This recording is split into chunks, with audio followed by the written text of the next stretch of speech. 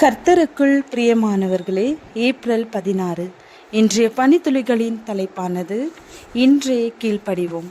வசனம் சங்கீதம் 95வது அதிகாரம் 8வது வசனம்.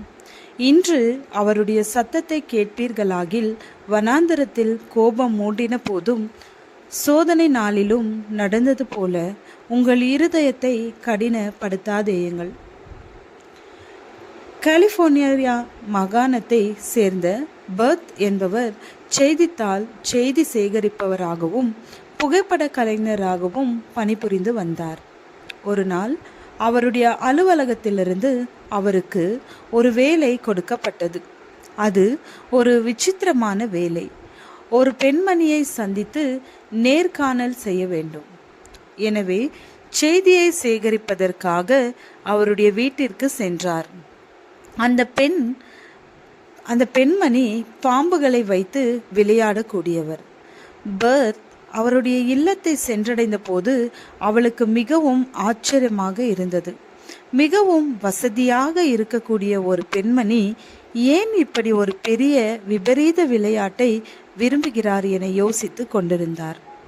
அவருடைய யோசனையில் மிகுதியினால் அந்த பெண்ணிடத்திலேயே அதை குறித்து கேட்டார். அவர் கேட்டபோது அந்த பெண்மணி சொன்னார், எனக்கு எல்லா வசதியும் இருக்கிறது.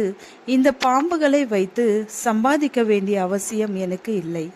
ஆனாலும் எனக்கு இது பிடித்திருக்கிறது. இதை எப்போது விட வேண்டும் என்று நினைக்கிறேனோ அப்போது என்னால் விட முடியும் என கூறினார்.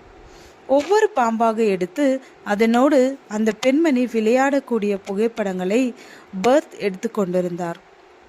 புதிதாக காட்டிலிருந்து பிடிக்கப்பட்ட பாம்பு வைக்கப்பட்ட ஒரு கூடையை அந்த பெண்மணி எடுத்து வந்து பர்த்தை நோக்கி, இந்த பாம்பை முதலாக எடுக்க இருக்கிறேன், எனவே அமைதியாக இருக்கவும் என கூறினார்.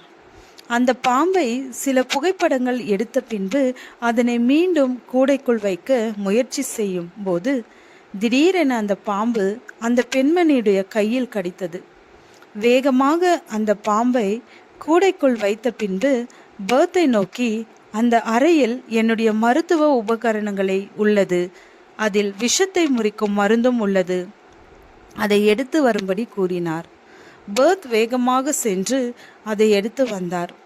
பர்த்துக்கு அந்த சூழ்நிலை மிகவும் புதியதாக இருந்தது.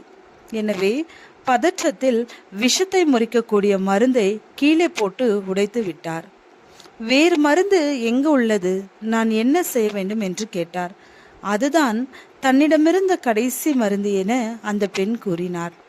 ஒரு சில மணி நேரங்களில் அந்த பெண் மரித்து போனார். உலக ஆசைகளை விடுவதற்கு முன்பதாகவே சிலர் மரித்து போகிறார்கள். நாம் விரும்பும் போதல்ல, நம் இருதயத்தில் ஆவியானவரின் சத்தம் கேட்கும்போது உடனடியாக கீழ்ப்படிய வேண்டும். ஜெபம். பிதாவே, உலகத்தை வெறுத்து உமக்காய் வாழ பலன் தாரும் தேவனே. ஆமென்.